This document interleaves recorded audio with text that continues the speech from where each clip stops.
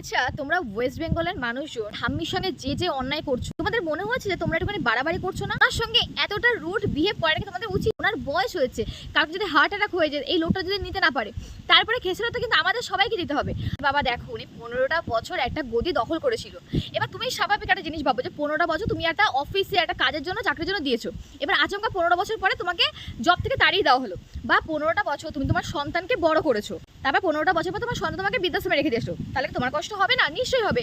বা 15টা বছর তুমি একটা সম্পর্কে ইনভেস্ট করেছো, তোমার স্বামী বা স্ত্রীকে তুমি অনেক প্রাধান্য দিয়েছো, তাদের জন্য নিজেকে উজাড় করে আগিয়ে দিয়েছো।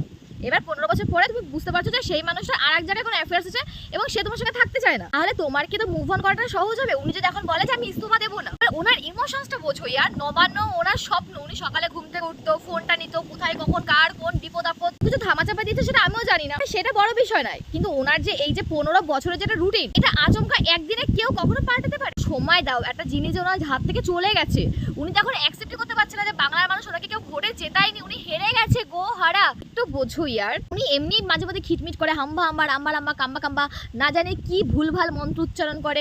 ওনার আগা মাথা পাঁচতলা কোনো ঠিক নেই।